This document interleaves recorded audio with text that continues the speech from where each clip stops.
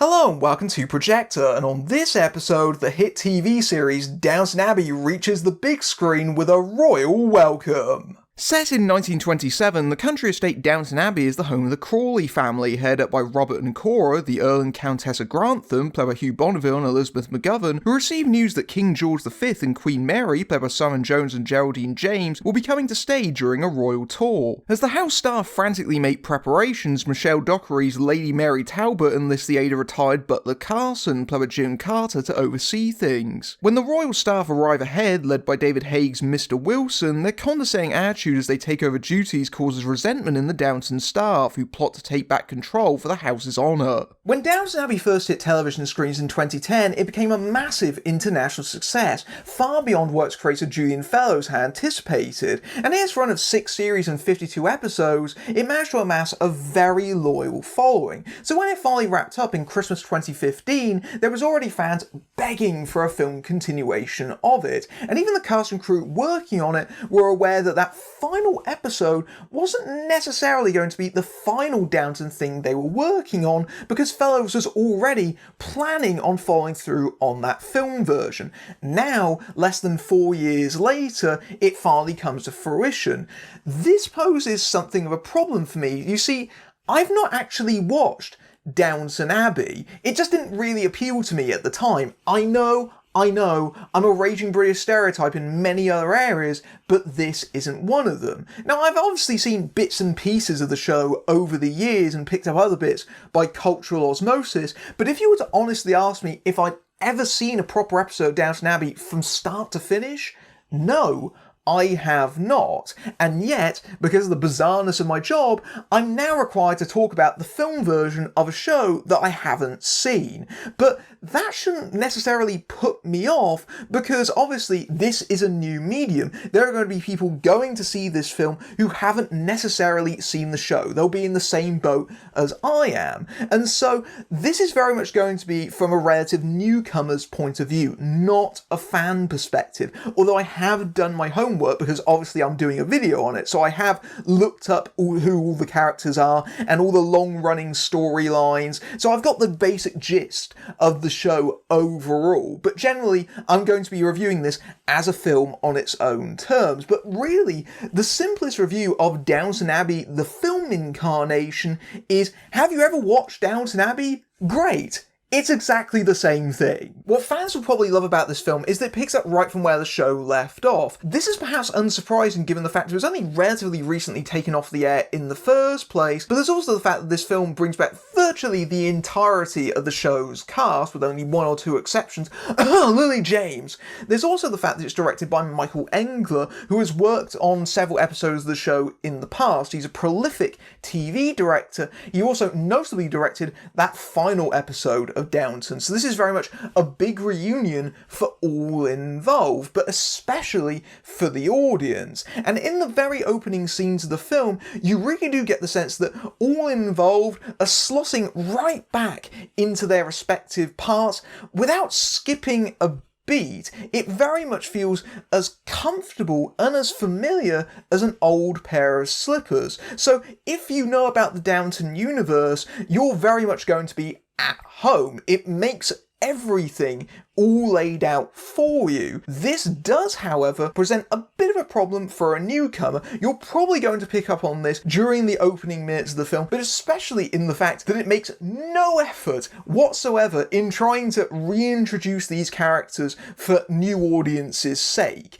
And this is perhaps understandable, because Downton has about 20 main characters in it. That's virtually impossible unless you have a straight-up exposition character that all the others are just explaining everything to, and that's not going to be practical or especially welcome, particularly to those who have actually spent the time watching 6 years of a television show. You're just going to have to catch up as you go along, but it really does have the same sense of stumbling into a series midway through its run and just trying to intuit what is happening. Now, there isn't a total disadvantage to being a newcomer, because you do come in relatively clean, but in terms of the character dynamics, you certainly won't know about that either. But honestly, I don't know if you really need to know any more than what the film presents.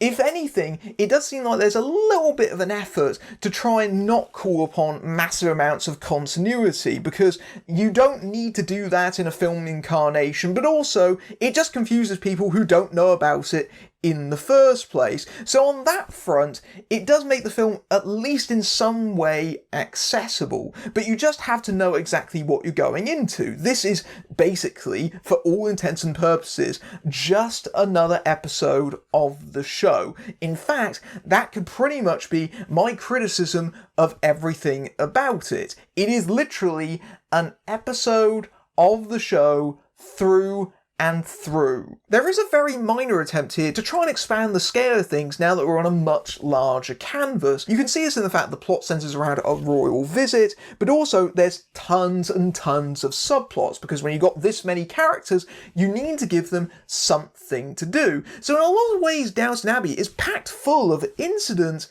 but also feels strangely uneventful. It's the kind of film where a plot line about a broken boiler is treated with the same level of significance as an assassination attempt. Oh yes, that happens in this movie, but it's kind of discarded by the halfway point. You would think, given that they're trying to make this a bit more cinematic, that would be the main focus, but nope, just a token concession, and then it's all wrapped up like it never even happened in the first place. It's almost hilarious in that kind of way. And in terms of the photography, that's definitely the area where this can be most clearly seen, that there's a wider aspect ratio and shallower depth of field. And this harkens to my issues with TV to film adaptations, especially those that are meant to be continuations, in that there's a lot of shows with devoted fan bases that desperately want film spin-offs. To quote community fans, 6 seasons in a movie! But should they really be movies? Because Downton Abbey the film, a lot of the time, doesn't act like a film. It's structured like a piece of television. If you look at how one of those is written, there's a lot of rises and falls, and that's because cliffhangers need to be designed into the text, so that you watch through the ad breaks and see what happens. In a movie, you don't need to do that, and yet Downton Abbey the film does have the same thing, in that each of these individual subplots concludes at various points through the narrative, to the extent that it often feels like it's concluding about 5 or 6 times before it actually does. And then the next question is, what exactly is it doing that they couldn't have done on the small screen? A lot of TV to film spin-offs try to do something much grander than they can do previously. They take advantage of a much larger budget, and maybe they take the cast on holiday or something, take them out of their comfort zone. Obviously with Downton Abbey, the setting is part of the appeal. You can't do that, so most of the money is spent on royal pageantry.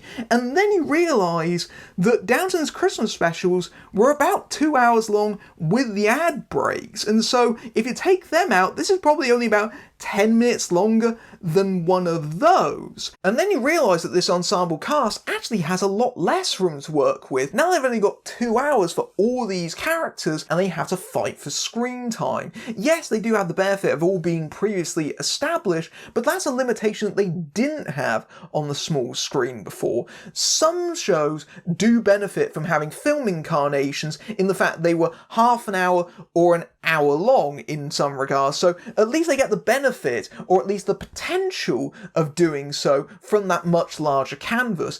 In Downton's case though, it actually contracts things and makes things smaller than they were previously. The benefit of television is that it gives you a lot more room for characterization. That's why it's in a renaissance period at this moment, in that the collision of cinematic style and TV storytelling has made them more compelling than ever, and Downton is a good example of that. But I don't understand why it needs to be a film, why fans were clamouring for a reunion in this format, aside from the fact that it is essentially just another episode? Why not do it as a series of Christmas specials, as a two-parter? Now you've got 4 hours, and now everyone gets a little bit of breathing room. I just don't understand the logic of it, aside from the fact that it's a badge of honour for a fan base of, oh, I supported a show, and now it's been deemed important enough to be a movie, and now I have to pay money to see exactly the same thing I was already watching for mostly free with my television license. It does have to be said the cast is brilliant through and through, and they are a big reason for the show's success because we grew to love them over the course of its run,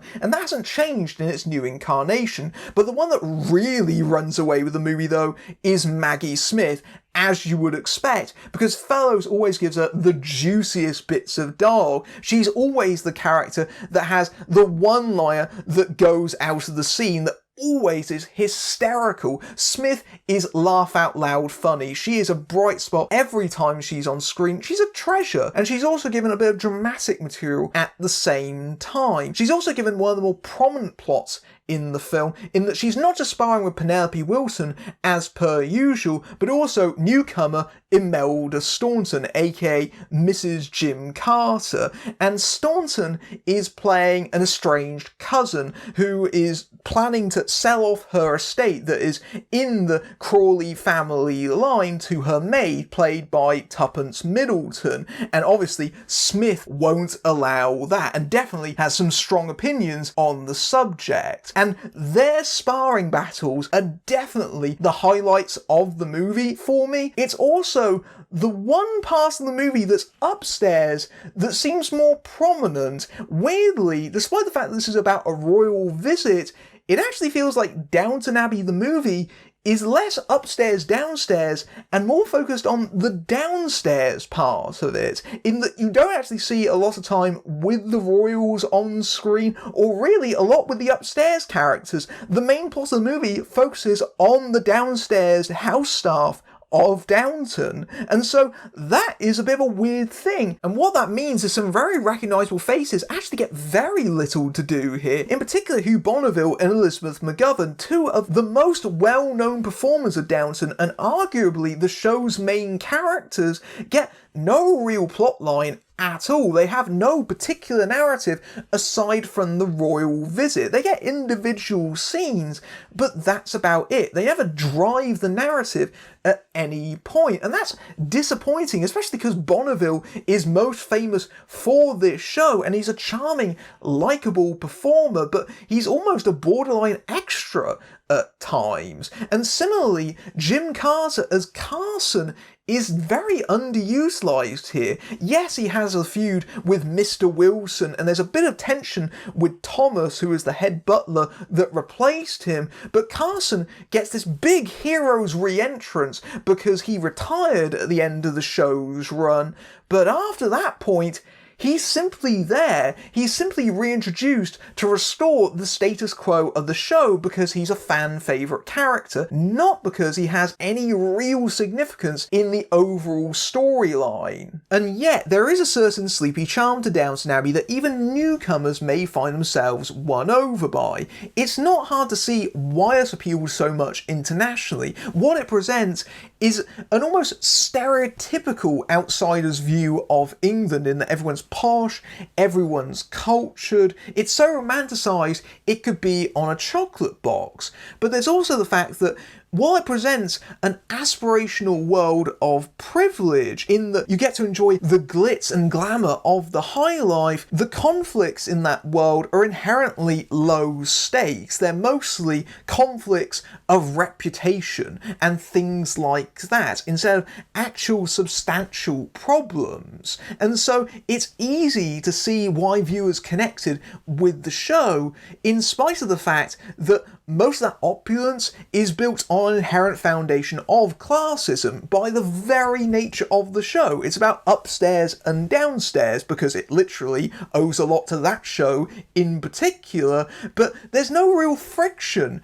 in that. Even the people that are working as the house staff feel happy with their lot, happy serving for the people upstairs. It gives them purpose. Most of the actual conflicts in Downton Abbey are about the traditions and repressions of the past going up against a changing future, and in that way it allows the show, and by extension the film, to have its cake and eat it, in that it shows us this rich, privileged world, but wraps it in ideas of progressivism. So you have many of the characters in the upstairs being women who are riding a wave of feminism at the time. You also have the character of Thomas, who is gay, and in his subplot he goes to a secret underground nightclub, and that concludes with him confiding with another gay character, hoping that maybe in 50 years' time the world will come to accept people like them, which comes with a knowing nod from the audience. But it does seem like Downton also argues in favour of establishment. You get this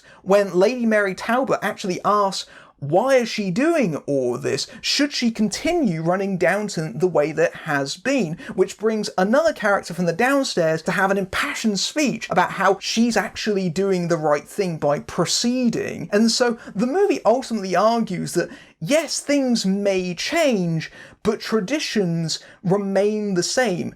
And so Downton still stands in spite of all the things that are going on around it. And that makes it maybe slightly less cosy when you think about it, but it definitely explains why the movie is so fawning about royalty at the same time. Downton Abbey the film is exactly what you expect of it. If you're a fan of the show, there's absolutely no reason why you wouldn't enjoy this, as it's made for you. It is made for fans to give them just that little bit more time with all the characters they've come to adore. If you don't like the show, obviously this won't change your mind. If you're a newcomer, you might like it as a standalone thing, but if you're really interested in the show, this isn't the greatest of entry points. You'd be best off watching it from the very beginning and getting a proper sense of all the character dynamics. I just think, though, it doesn't deserve a cinema screen. Even the show, I think, has done more dramatic storylines than this. Downton Abbey, the movie, very much intends to be mired by design. It's basically an excuse to get everyone back together one more time. The only real difference between what they were doing back then and what they're doing now is that now you have to pay for the privilege. If you've ever seen an episode of Downton Abbey, then you know exactly what to expect from this film incarnation, which is essentially a longer, higher budget instalment of the series. For fans of the show, this is likely all they'll want, as it gives a chance for the cast to slot right back into their respective roles as if it never left, and gives the audience a bit more time with their favourite characters. Needless to say, this isn't really made for a newcomer, because the film assumes familiarity, as there simply isn't enough time to reintroduce the massive cast, so they may find themselves a bit lost. Speaking of that cast, while many get moments to shine, particularly Maggie Smith and Imelda Staunton bickering in their subplot, some of the regulars are surprisingly underutilised, even the likes of Hugh Bonneville and Jim Carter. It's all very polite and agreeable, cramming in subplots to justify the cinematic scale, but there isn't really much reason why this reunion couldn't have been done on television, but the show's charms remain intact here. If you like this review, then you can suit up over at my Patreon, where you can see my reviews early among other perks, including access to my Discord server. But until next time, I'm Matthew Buck, fading out.